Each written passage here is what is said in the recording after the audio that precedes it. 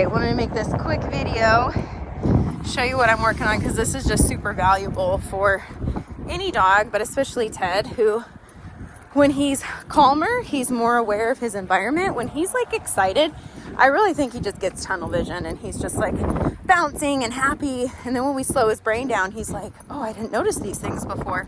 And it's all environmental. So what I mean by environmental is it's not really people oriented or dog oriented. It's like things in his environment that is new. So this is my neighborhood in here. On the weekends, they close these buildings down. So we come down in here and we've got like parking lots and stuff where it's a little bit less trafficy, but we can work on some off-leash stuff. And there's not as many cars. And so there's hardly any cars. So as we walked in here through the yard, we came, it's super windy just because of the living on this side of the valley.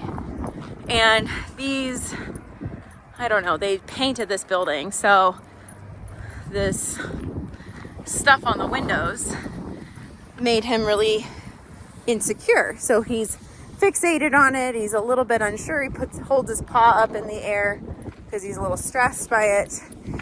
And so there's a couple of things that people will try to do when their dog is nervous that make things really bad for the dog. Number one is they try to force the dog to engage with what they're nervous by. So what that does is the dog begins to not trust you because they're like, you're forcing me into a situation that is not only already stressful to me, but now I'm 10 times more stressful because you're forcing me to, almost be flooded by this thing. The second thing that people tend to do is just avoid it altogether. And then the dog never learns to work through anything difficult. And so their window of tolerance stays pretty small.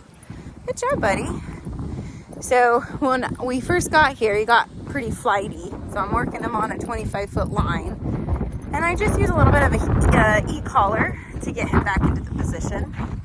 But if he flees, that's okay. I'm just going to call him back and have him heel. And we're just going to keep walking. And we've been walking here for about 10 minutes until we work through the nerves of it. So it's the same thing I would do with any dog if they're really stimulated by something or they're stressed, if there's an aggressive dog barking at us or whatever. It's typically just, I see him get spooked when something catches him off guard. And it takes him a while to calm down from what catches him off guard. So I don't need to force him. I actually like the long line because I let him almost flee. But then I call him back, which is still invoking the flight response, but he's just fleeing to me for safety. And then he gets put in this heel position.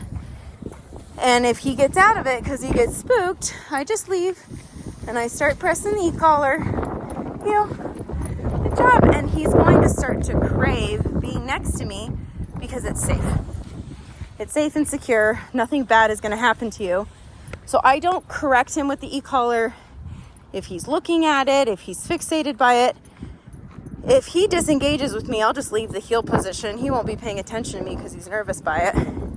And I will teach him how to flee to me for safety versus just depending on his own nerves, which I don't know about you, but my nerves don't always tell me. Heel. I've got nervous by the long line. Good. Yeah, let him flee and then come back for safety. Now we have to do this safely. Like, he's on a leash. He can't just like run away, but always making next to us a really positive and super safe thing for him. Good job. I'll put the leash behind my back.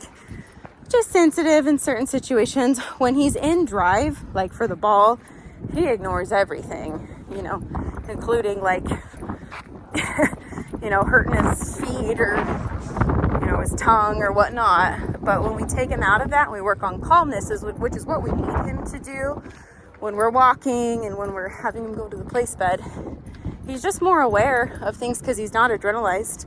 And so his brain is taking in different and new information. So really good for you, huh, Ted?